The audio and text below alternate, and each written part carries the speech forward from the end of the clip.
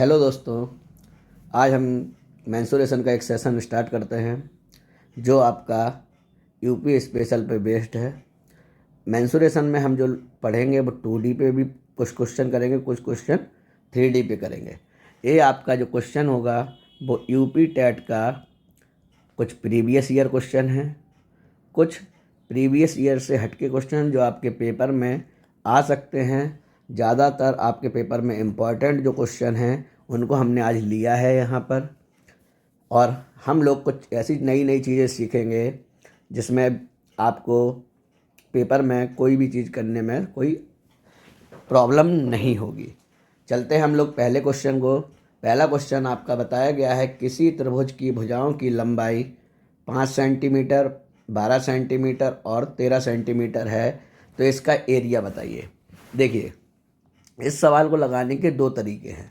पहले तो हम ये देखेंगे, अगर हमको पता नहीं है कि कौन सा ट्रायंगल है, अगर ये हमको पता नहीं है कौन सा ट्रायंगल है, तो हम लोग हमेशा लेते हैं विषम बाहु त्रिभुज। हमेशा क्या लेते हैं? विषम बाहु त्रिभुज। लेकिन अगर हम छोटी छोटी बातों को याद रखें, यहाँ पर कहा गया है कि जो भुजाएं हैं वो 5 सेंटीमीटर, 12 सेंटीमीटर और 13 सेंटीमीटर हैं। तो एक चीज़ हमको ध्यान रखनी है कि जब भी तीन भुजाएं ऐसी हों जिनका A square plus B square is equal to C square हो, अगर ये कंडीशन फॉलो होती है तो वो हमारा ट्रायंगल हो जाता है right angle triangle. Right angle triangle. Right angle triangle का मतलब क्या होता है? पाइथागोरस प्रमेय। पाइथागोरस प्रमेय में होता है कि दो भुजाओं का स्क्वायर का योग अगर तीसरी भुजा के स्क्वायर के बराबर है तो वो ट्रायंगल राइट एंगल ट्रायंगल होगा। जब वो राइट एंगल ट्रायंगल हो जाएगा तो आप समझ लीजिए, सीधी सीधी बात, जब वो राइट एंगल ट्रायंगल हो जाएगा तो राइट एंगल ट्रायंगल में एरिया निकालने का फार्मूला होता है 1/2 बेस इंटू हाइट। अब बेस इंटू हाइट हम कैसे कन्फर्म करेंगे, इसमें क्या है? तो आप हमेशा ध्यान रखना, कोई भी राइट एंगल ट्रायंगल होगा तो जो 90 डिग्री के सामने की भुजा होगी वो हमेशा सबसे बड़ी भुजा होती है। तो इसमें सबसे बड़ी भुजा कौन सी हो जाएगी? 13। सबसे छोटी भुजा कौन सी हो जाएगी? 5 और 12। तो area is equal to 1/2, base कितना? 5, हाइट कितनी? 12। तो हमारा आंसर कितना हो जाएगा? 12 पंचे 60, 60 में 2 का भाग दिया तो आंसर कितना? 30 सेंटीमीटर स्क्वायर। तो हमारा जो आंसर हो गया वो हो गया 30 सेंटीमीटर स्क्वायर, जो कि ऑप्शन नंबर 1 है। मान लो अगर आप नहीं पहचान पा रहे हैं कि ये राइट एंगल ट्रायंगल है, तो दूसरा तरीका आप जो लगाएंगे, जिसको ये पता नहीं है कौन सा ट्रायंगल है, वो हमेशा विषम बाहु त्रिभुज एस्केलेन ट्रायंगल में फार्मूला होता है। सबसे पहले निकालते हैं एस बराबर होता है A plus B plus C upon 2। Area of triangle होगा under root S minus A, S minus B, S minus C, जहाँ पर ए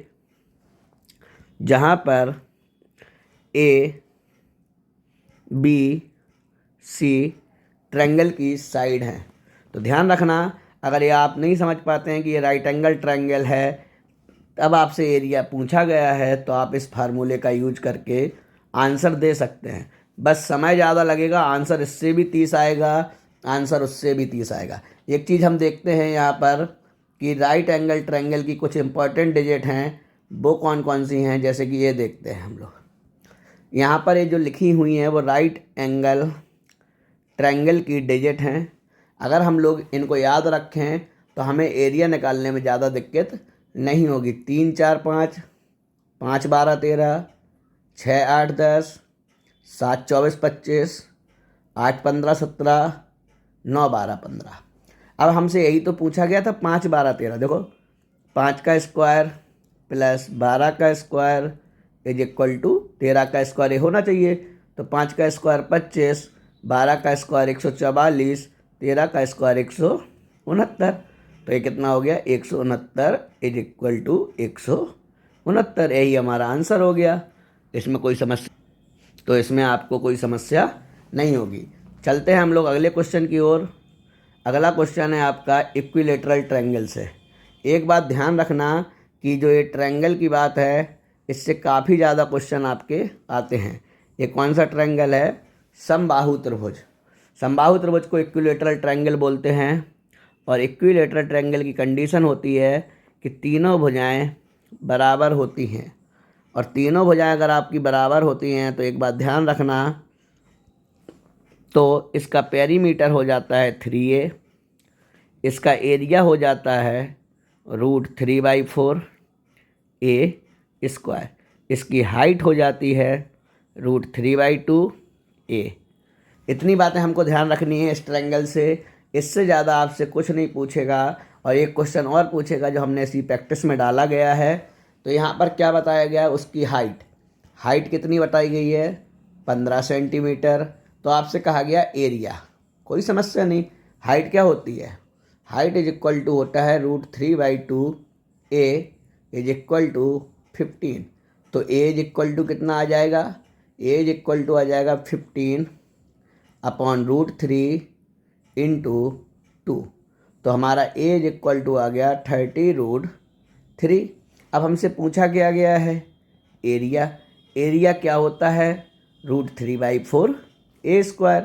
तो √3/4 इंटू इसका अगर हम स्क्वायर करेंगे तो 900 अपॉन 3। तो 3 से इसको काट दीजिए, 3 त्रिका 9, 4 से इसको काट दीजिए, 25 चौको 100, 25 दिया 75, और रूट में कितना आ जाएगा? 3। तो हमारा जो आंसर हो जाएगा वो हो जाएगा 75√3। हमको ये तीनों फार्मूले याद रखने हैं, कोई समस्या ना हो, हमें आंसर जल्दी देना है। क्योंकि एक बात ध्यान रखना, ये इम्पॉर्टेंट क्वेश्चन इसलिए है क्योंकि इस ट्रायंगल के ज़्यादा से ज़्यादा क्वेश्चन आपसे पूछे जाते हैं। चलते हैं अगले क्वेश्चन की ओर। इम्पॉर्टेंट क्वेश्चन है आपका, क्योंकि इसमें पूछा गया है XYZ एक त्रिकोण है। XYZ एक त्रिकोण है, निम्नलिखित में से कौन सी स्थिति सही है? तो दो स्थितियां हमें याद रखनी है, पहली और दूसरी। दो छोटी भुजाओं का योग तीसरी भुजा से बड़ा होगा। दूसरी कंडीशन, दो छोटी भुजाओं का अंतर का डिफरेंस या अंतर तीसरी भुजा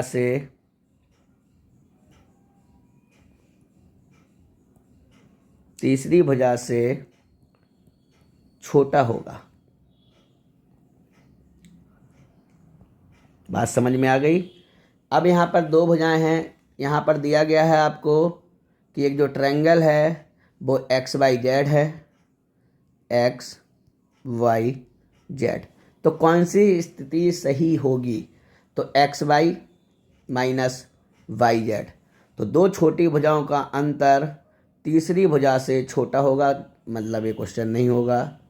दो छोटी भुजाओं का योग तीसरी भुजा से बड़ा होगा, यहाँ पर ए साइन होना चाहिए तो ए भी नहीं होगा। दो छोटी भुजाओं का अंतर तीसरी भुजा से छोटा होगा, हमारा आंसर मिल गया।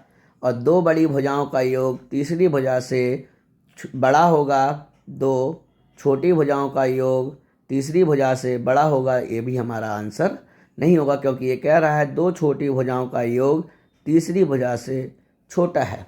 तो हमेशा ये कंडीशन ध्यान रखना, ये दो इम्पॉर्टेंट कंडीशन है और ये आपका पेपर का पूछा गया क्वेश्चन है। ये आपके पेपर में यूपी टेट में पूछा गया क्वेश्चन है। या तो आपसे ये वाली बात पूछी जाएगी या तो आपसे ये वाली बात पूछी जाएगी। चलते हैं अगले क्वेश्चन की ओर। अगला क्वेश्चन फिर इसी से है, इक्विलेटरल ट्रायंगल से, कि एक समबाहु त्रिभुज की भुजा 12 सेंटीमीटर है तो बाह्य त्रिज्या और अंतः त्रिज्या के बीच अंतर बताइए। बहुत अच्छा क्वेश्चन है, इसी समबाहु त्रिभुज से है। अभी हमने 3 फार्मूले पढ़े थे, अब उसके बाद हम 2 और पढ़ेंगे। क्या बोला गया है कि एक इक्विलेटरल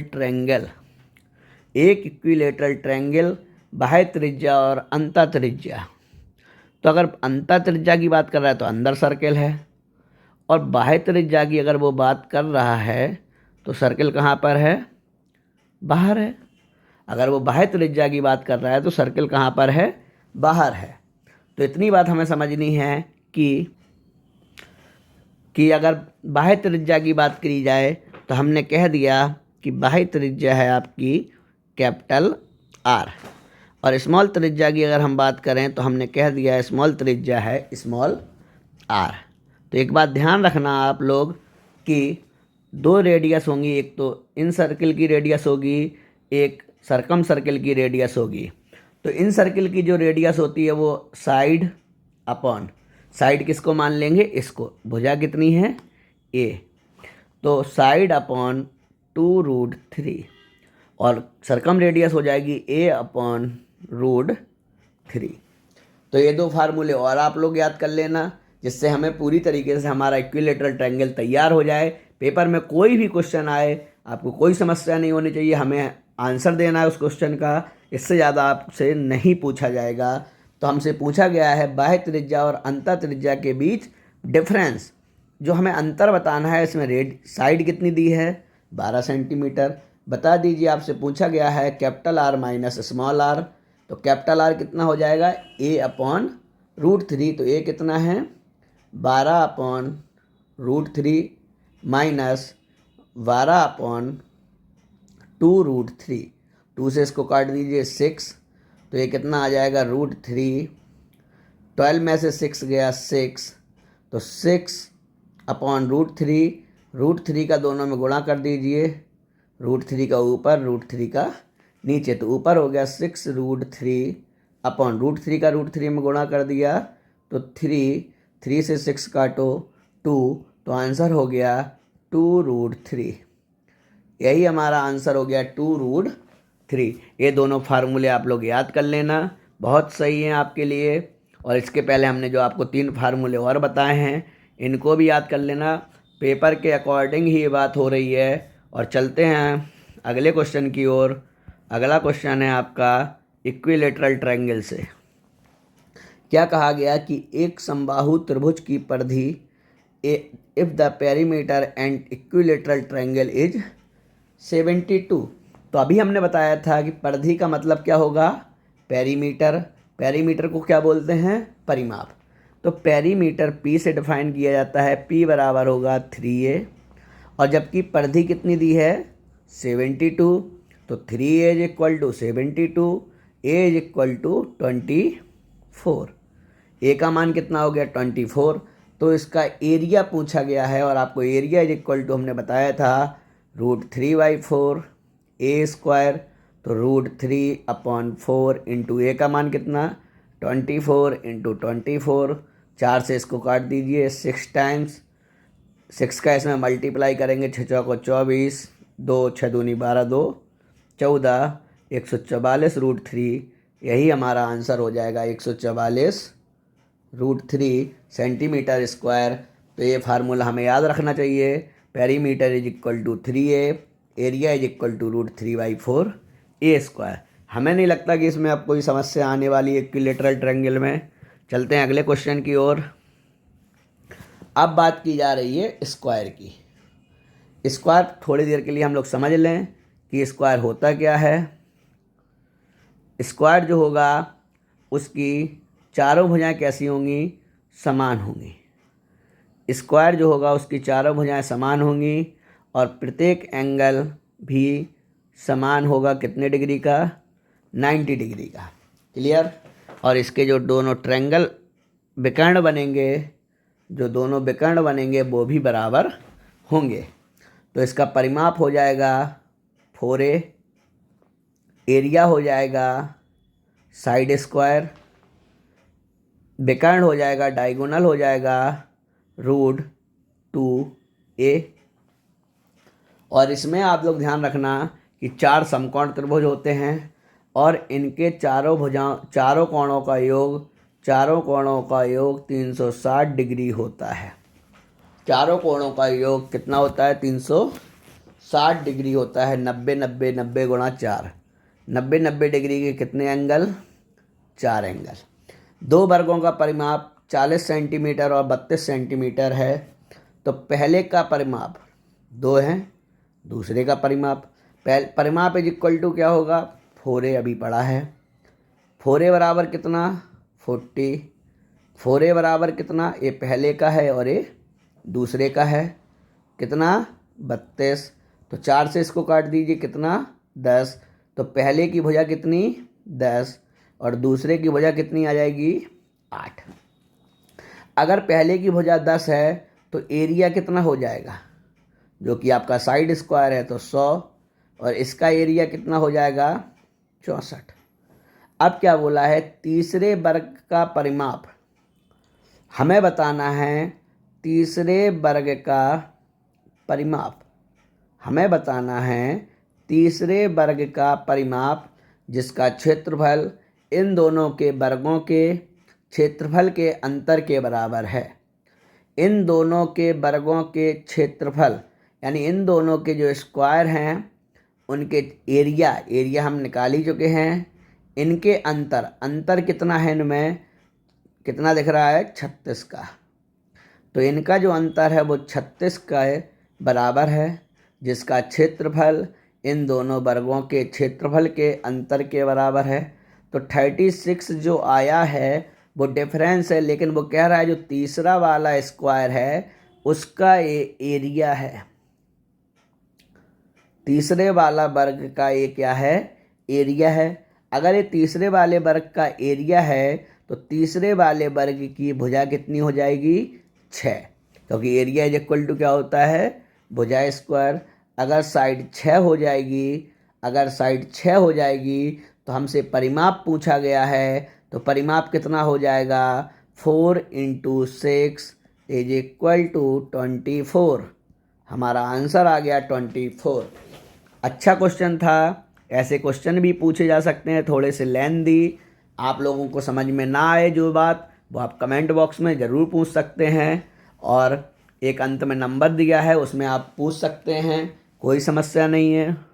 चलते हैं अगले क्वेश्चन की ओर। ये भी स्क्वायर का है।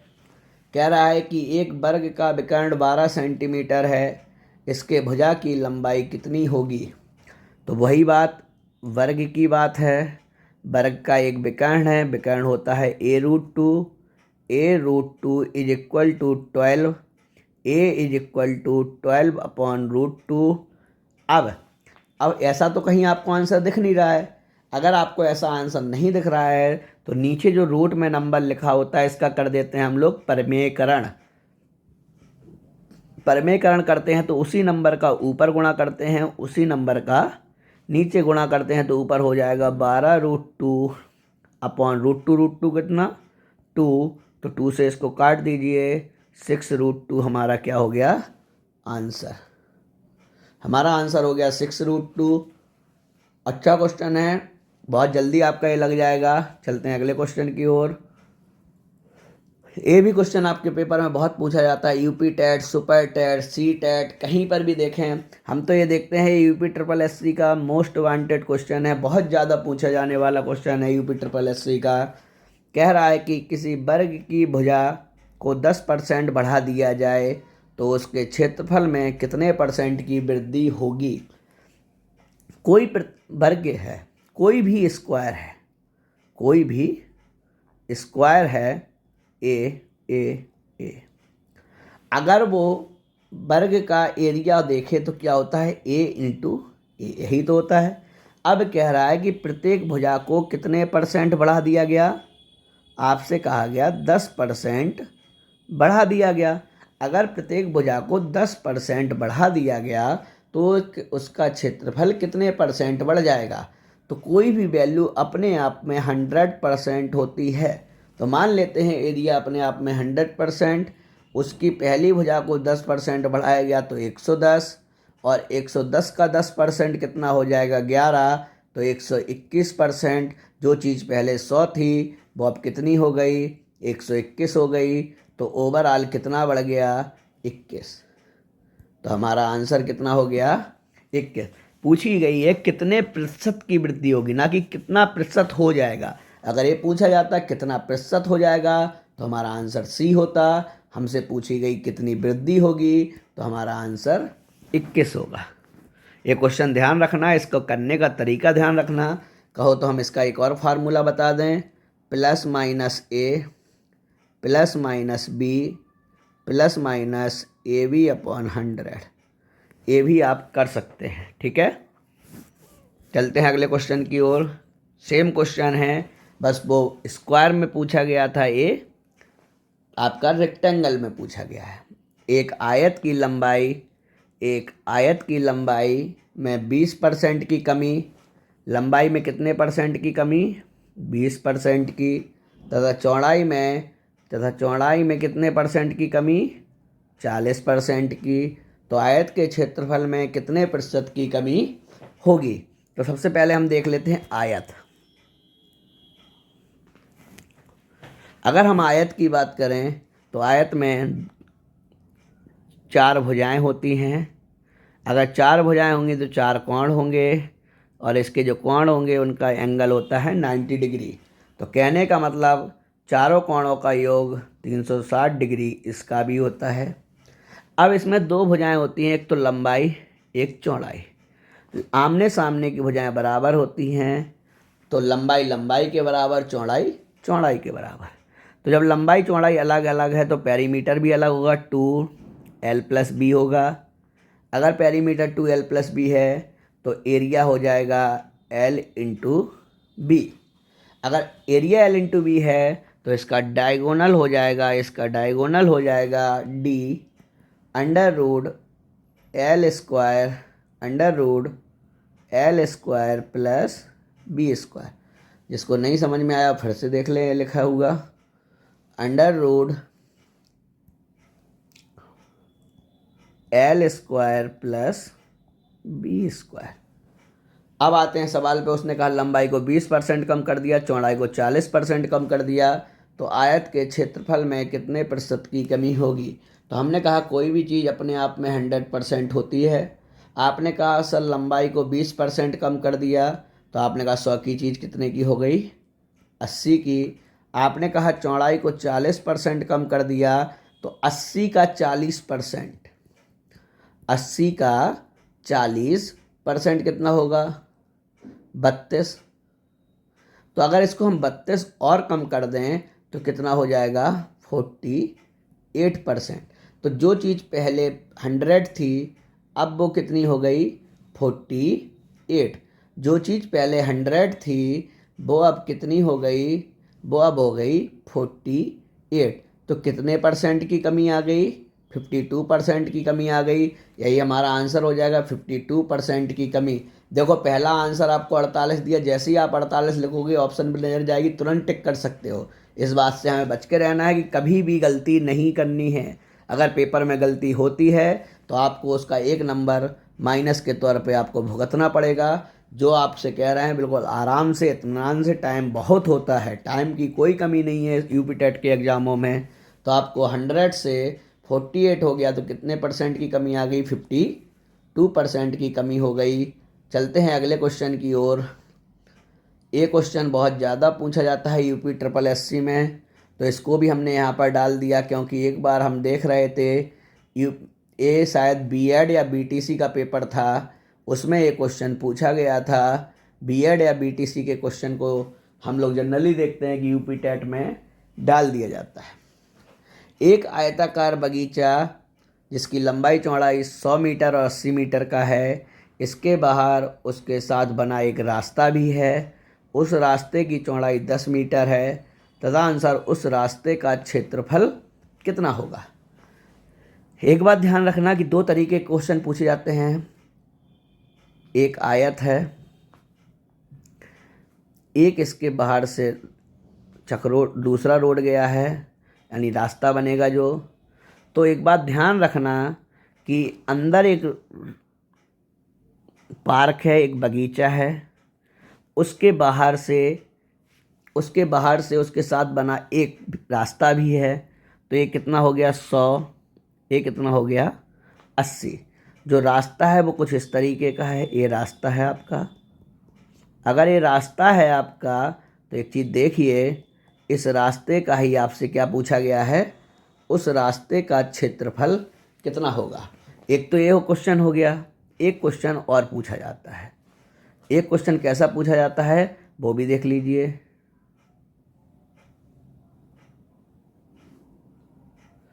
इसके अंदर से रास्ता जाएगा, इसके अंदर से रास्ता जाता है। जब इसके अंदर से रास्ता जाता है मतलब A B C D, इसमें जो A B C D थे वो पहले अंदर थे। इसमें जो A B C D थे, ये C था, ये B था, ये A था, ये D था। इसके जो A B C D थे वो अंदर थे, इसके जो A B C D हैं वो बाहर हैं। इसमें भी आपसे रास्ते का क्षेत्रफल पूछा गया है, रास्ते का क्षेत्रफल। तो दो तरीके से सवाल बनता है आपका। दो तरीके से क्या सवाल बनता है, एक रास्ता बाहर से जाता है, एक रास्ता अंदर से जाता है।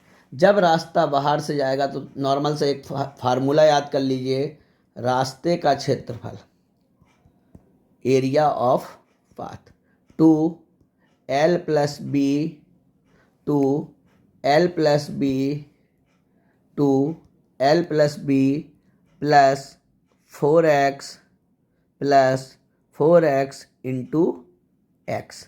ये तो हो गया बाहर से रास्ते का क्षेत्रफल। अब रास्ता अंदर से गया है तो रास्ते का क्षेत्रफल क्या हो जाएगा, रास्ते का क्षेत्रफल हो जाएगा 2L plus B minus 4x into X.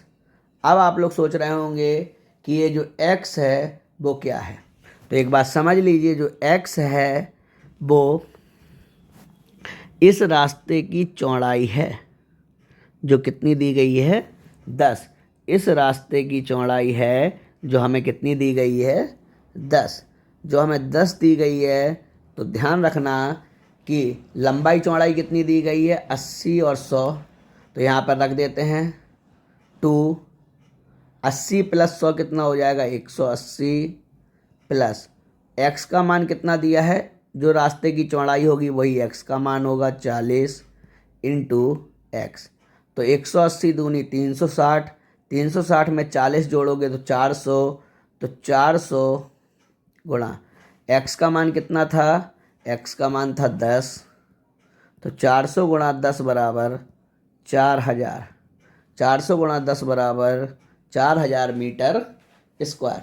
ये दोनों फार्मूले इम्पॉर्टेंट है, ये सवाल भी आपका इम्पॉर्टेंट है। इसमें ए पूछा गया, आपसे ए भी पूछा जाएगा। बस फ़र्क क्या है, यहाँ पर माइनस लगा है, यहाँ पर प्लस लगा है, बस इतना फ़र्क है। बाकी ये दोनों फार्मूले इम्पॉर्टेंट हैं। चलते हैं अगले क्वेश्चन की ओर।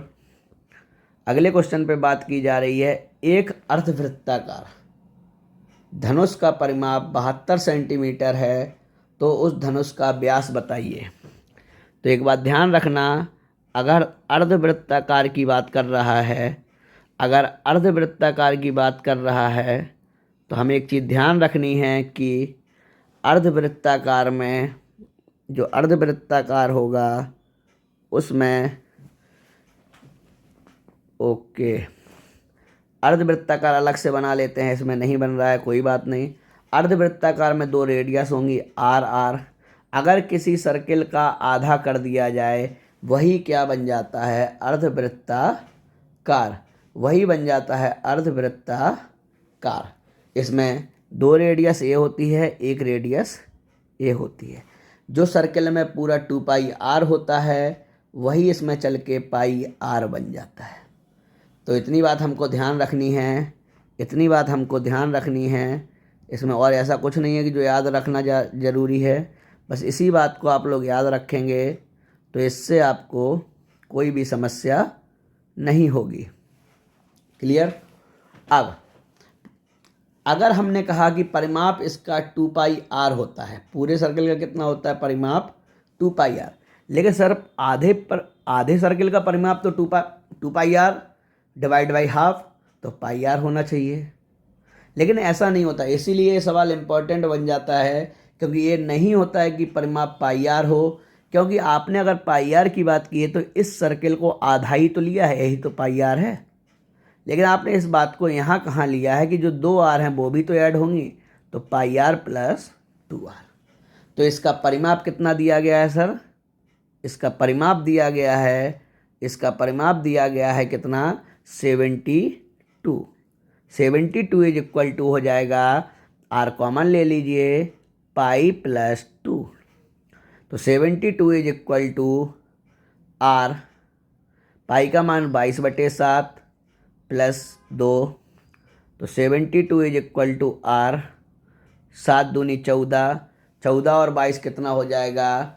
34, सॉरी 14 और 22, 22 10 32 4 36, 22 4 36/7।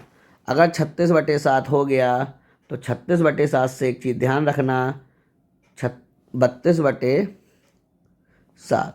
तो आर इज इक्वल टू कितना हो जाएगा? 36 से इसको काट दीजिए, 36 दूनी 72, तो 2 7 का गुणा 2 में होगा, 7 दूनी 14। तो आर इज इक्वल टू हो गया 14, आर इज इक्वल टू हो गया 14। अब देखो 14 भी आपको दिया है, लेकिन धनुष का व्यास, व्यास होता है डायामीटर, और ध्यान रखना जो डायामीटर होता है वो रेडियस का 2 गुना होता है। तो रेडियस कितनी? 14, तो डायामीटर कितना? 28। तो हमारा जो डायामीटर हो गया वो कितना हो गया? 28 हो गया। इस बात को हमें ध्यान रखनी है, ये इम्पॉर्टेंट क्वेश्चन है, क्योंकि इसमें जो फार्मूला है वो काफ़ी ज़्यादा इम्पॉर्टेंट है कि पेरीमीटर जो होगा वो पाई आर प्लस 2 आर होगा। चलते हैं अगले क्वेश्चन की ओर। एक वृत्त का क्षेत्रफल, एक वृत्त का क्षेत्रफल, एक वृत्त का क्षेत्रफल, एक वृत्त का क्षेत्रफल 154 है। अब समझो वृत्त, अगर सर्किल है तो सर्किल की एक रेडियस होगी। अगर सर्किल की रेडियस है तो एक सर्किल का पूरा एंगल कितने डिग्री होगा? 360 डिग्री। ये बात सब लोग जानते हैं, इसको कोई बताने की ज़रूरत नहीं है। तो ये 360 डिग्री रेडियस आर हो गई। एरिया दिया गया है हमको 154, और हमसे पूछा क्या गया? परिधि। परिधि सरकमफेरेंस भी कहते हैं, पेरीमीटर भी कहते हैं।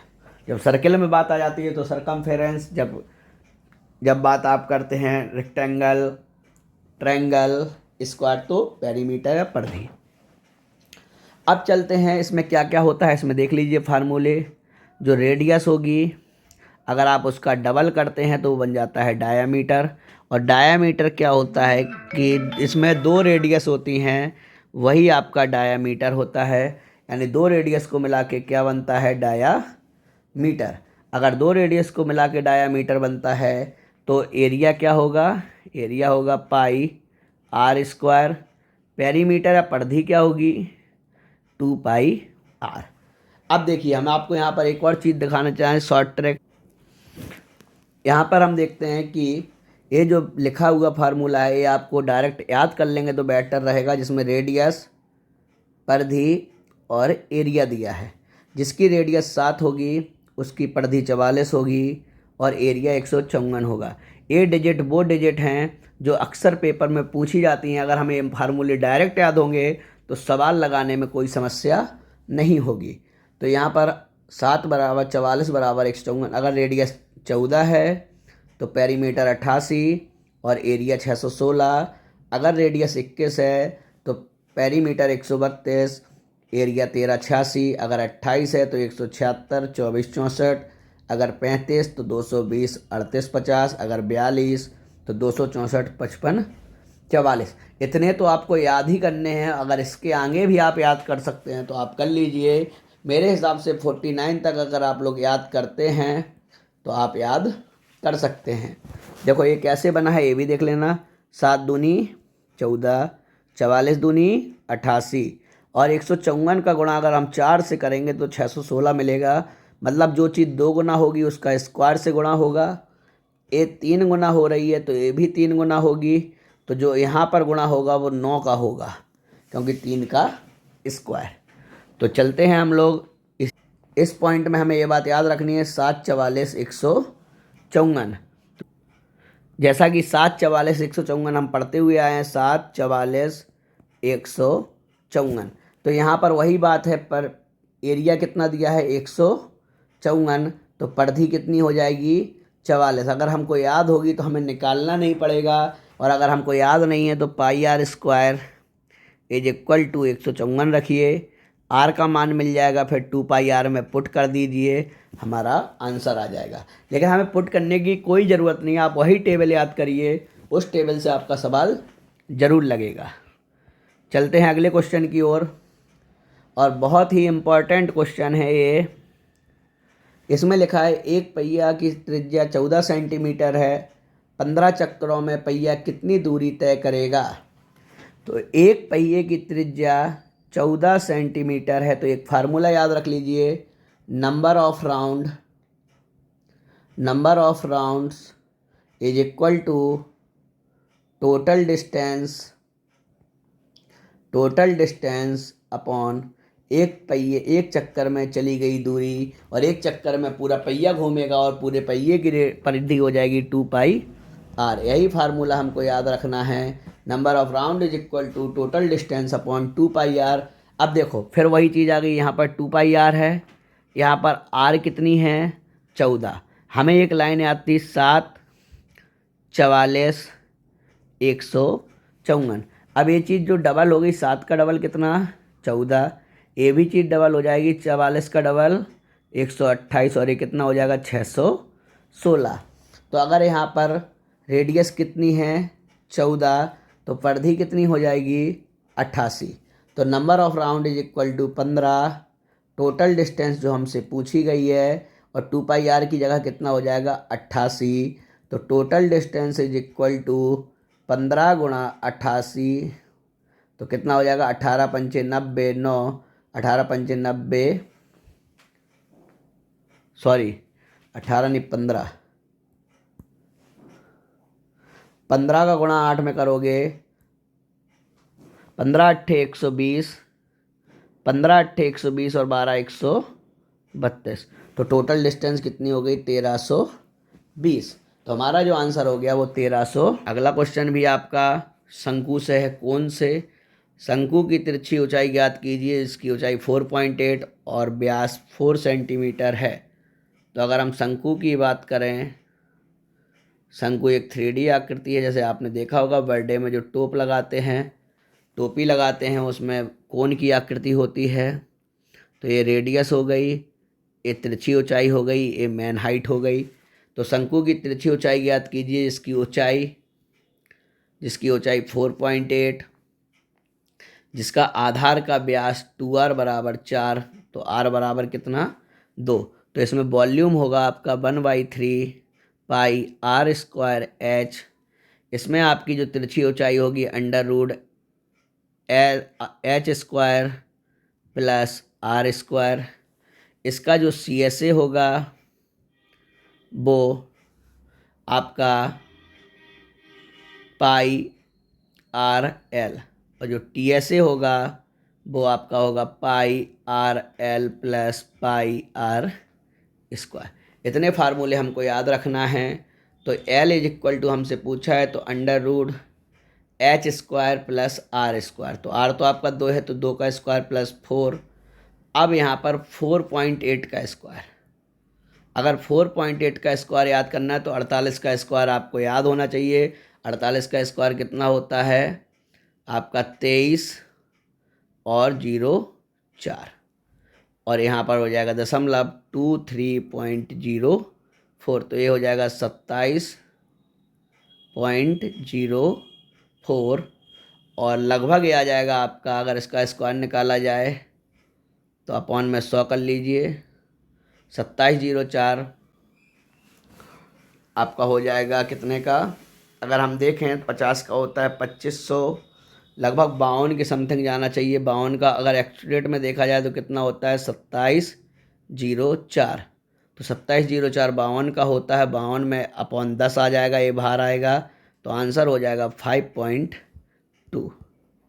तो हमारा आंसर हो गया 5.2। 2। 52 का स्क्वायर कितना होता है? 2704। जिसको स्क्वायर निकालना नहीं आता है वो एक पीछे जो दिए गए वीडियो हैं उनमें आप देखिए, आपको स्क्वायर निकालना आ जाएगा। चलते हैं अगले क्वेश्चन की ओर। अगला क्वेश्चन है सिलेंडर का बेलन। 2 बेलन, तो बेलन का देख लीजिए, बेलन में 2 सरफेस होती हैं और बेलन की जो 2 सरफेस होती हैं उनमें रेडियस होती है r, हाइट एक ही होती है मेन हाइट। तो इसका जो वॉल्यूम होता है वो होता है पाई r स्क्वायर h। जो इसका CSA होता है वो होता है 2 पाई RH और जो इसका TSA होता है वो होता है 2 पाई RH प्लस 2 पाई r स्क्वायर। इसमें कोई भी साइड एल नहीं होती है, त्रिज्या ऊंचाई नहीं होती है, कुछ भी नहीं होता है। यही 3 फार्मूले हमको याद करने, यही 3 फार्मूले होते हैं। 2 बेलन का आयतन बराबर है, पहले के आयतन दूसरे के आयतन का बराबर है। इनकी ऊंचाइयाँ दी गई हैं तो रेडियस पूछी गई है। तो पाई r स्क्वायर h ये पहले का हो गया upon pi r square h ये दूसरे का हो गया। वॉल्यूम दोनों का बराबर है 1 और 1। रेडियस हमसे पूछी गई है r1 का स्क्वायर अपॉन r2 का स्क्वायर। एक की हाइट दी गई है 1, दूसरे की हाइट दी गई है 3, तो 3 वहाँ चला जाएगा, 1 नीचे रहेगा। r1 square upon r2 square is equal to हो जाएगा r1 upon r2 is equal to √3/1। तो आंसर हो गया √3:1। √3:1। कहीं पे कुछ गड़बड़ हुआ है क्या? इनकी ऊंचाइयों का अनुपात 1:3 है। रेडियस पूछी गई है r1/√3, तो ये 3 हो गया, h3 यहाँ गया 1। यही आना चाहिए, यही हमारा आंसर होगा। इसमें कोई समस्या नहीं है क्योंकि उनकी रेडियस का रेशियो पूछा गया है। तो अगर स्क्वायर हटाएंगे तो यहाँ पर रूट लगेगा और रूट लगेगा तो हमारा आंसर ए बनेगा। यही हमारा आंसर होगा। चलते हैं अगले क्वेश्चन की ओर। अगले क्वेश्चन में अगर हम बात करें, यदि किसी घन की प्रत्येक भुजा 20% की वृद्धि होती है तो उसके पृष्ठीय क्षेत्रफल में कितने % की वृद्धि होगी? अगर हम घन की बात करें तो जो घन होगा उसमें आप समझ लीजिए, जो घन होगा उसका वॉल्यूम होगा AQ। जो घन होगा उसका वॉल्यूम होगा AQ। अगर इसमें CSA और TSA की बात करते हैं तो TSA सबको पता है 6A स्क्वायर होता है, 2 सरफेस हट जाती हैं तो CSA क्या हो जाता है 4A स्क्वायर। तो उसने कहा है कि उसके पृष्ठीय क्षेत्रफल, तो उसके पृष्ठीय क्षेत्रफल 6A स्क्वायर। अब यहाँ पर साइड कितनी बार है? 2 बार। तो वृद्धि भी कितने बार होगी? 2 बार। अगर वृद्धि 2 बार होगी तो कोई चीज़ अपने आप में कितने %? 100। 20% की वृद्धि तो 120, फिर 20% की वृद्धि तो 24, 144। तो ओवरऑल वृद्धि कितनी हो गई? 44%। ओवरऑल वृद्धि कितनी हो गई? 44%। चलते हैं अगले क्वेश्चन की ओर।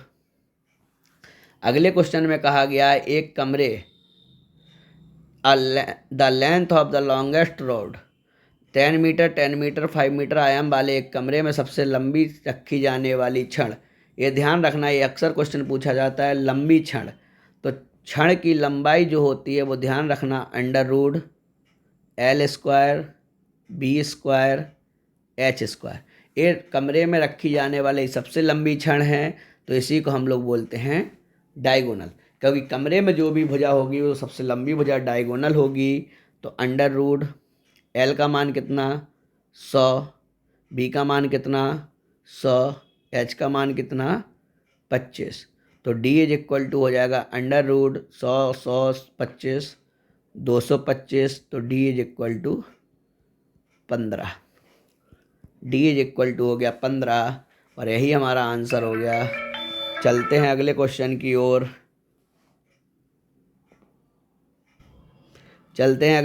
ओर। इसमें लिखा है एक गोलार्ध का आयतन 194.04 है। एक गोलार्ध का आयतन 194.04 है। इसकी रेडियस बताइए।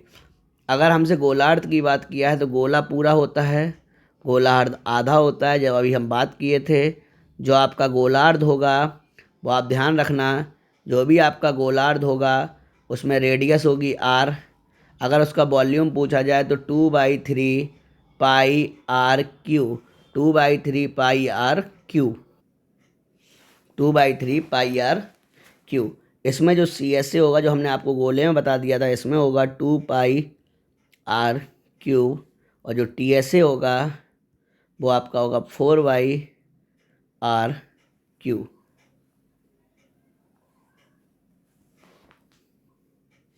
यहाँ पर क्यू नहीं होगा, आपका स्क्वायर होगा। अभी पिछले से बार में बताया था आपको 4πr²।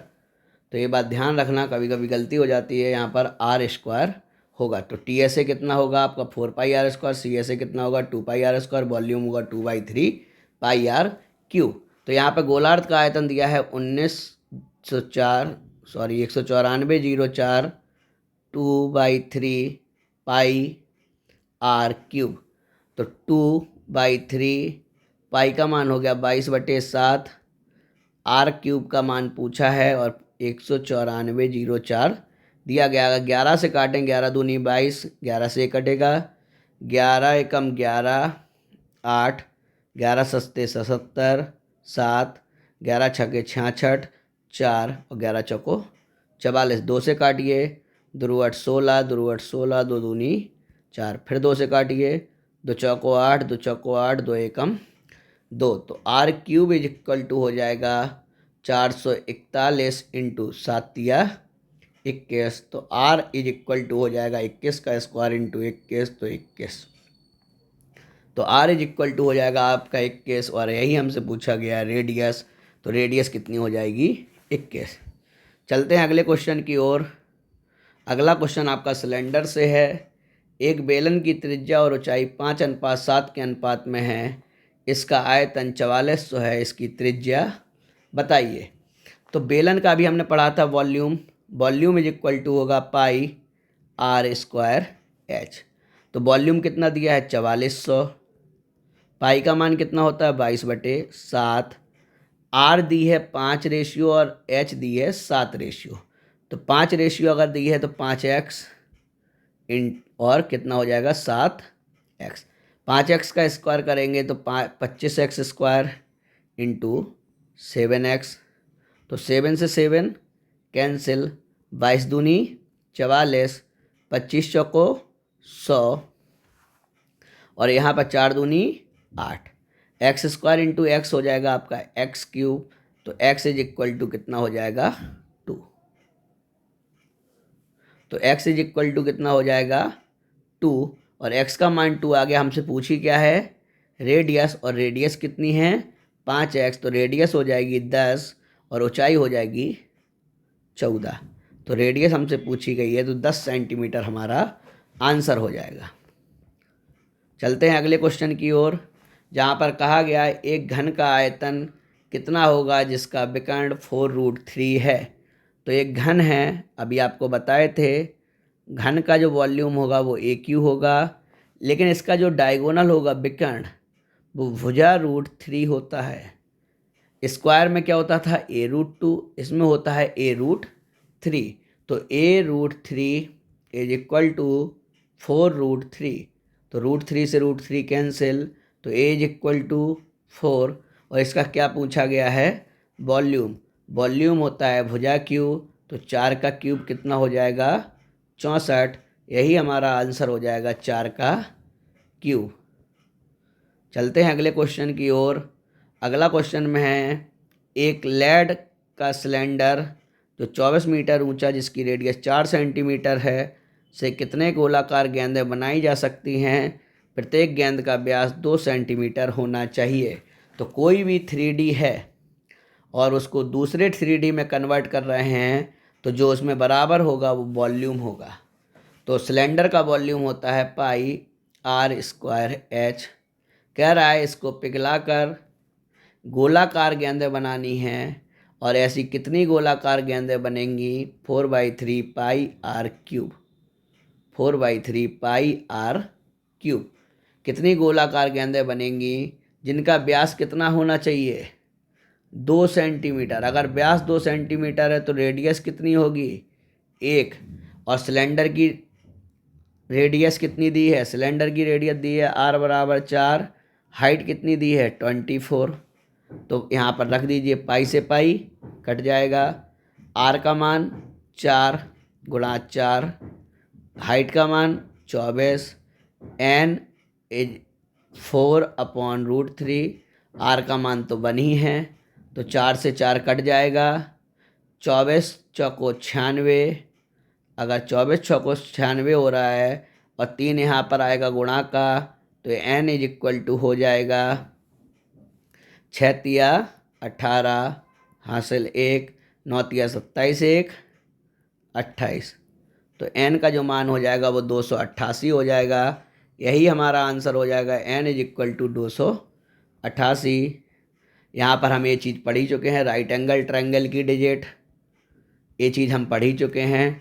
सर्किल की बात आगे अगर हम लोग देखें, एक परसेंटेज वाली बात जो आपको यहाँ पर दिया गया है कि परसेंटेज 100% बराबर 1, 50% बराबर 1/2, 33 होल 1/3% बराबर 1/3, 25% बराबर 1/4, 20% बराबर 1/5, 16 सही 2/3% बराबर 1/6, 14 सही 2/7% बराबर 1/7, 12 सही 1/2% बराबर 1/8, 11 सही 1/9% बराबर 1/9, 10% बराबर 1/10, 9 सही 1/11% बराबर 1/11, 3/8, 37 सही 1/2, 1/16, 6 सही 1/9। इन सब चीज़ों में क्या होता है, जैसे अभी आपसे कहा गया था कि कहा जाता कि किसी चीज़ में 20% की कमी हो तो उस चीज़ को पुनः वैसे ही चाहिए तो कितने परसेंट की वृद्धि की जाए, तो आपका डायरेक्ट आंसर हो जाता 25%। तो इस चीज़ को अभी हम फिर से देखेंगे, कई क्वेश्चनों में ये चीज़ लगती है, प्रॉफिट लॉस की चीज़ है और इसको हम सवालों में लगा सकते हैं। जो भी चीज़ आपको समझ में ना आई हो, इस नंबर पे आप पूछ सकते हैं, क्वेश्चन को मैसेज कर सकते हैं, उसको हम आपको समझा देंगे, उसका आप वीडियो भी बना देंगे, कोई समस्या नहीं होगी। आप लोग इस नंबर को सेव करके इस पर आपको जो भी समस्या हो उसको आप मैसेज में कह सकते हैं। जो भी क्वेश्चन करने में समस्या आ रही हो उस क्वेश्चन को आप पूछ सकते हैं। Thank you. आज के लिए बस इतना ही। मेंसुरेशन का ये सेशन था और ये सेशन बहुत इम्पॉर्टेंट है क्योंकि आप इसको पढ़ के जाएंगे, पेपर में ज़रूर 1 से 2 क्वेश्चन पूछे जाते हैं, वो आपको फंसेंगे इसी से। कोई समस्या नहीं, आपको इन सारे फार्मूले को एक बार रिवाइज कर लेना है। ठीक, धन्यवाद क्लास। आज के लिए बस इतना ही। Thank you.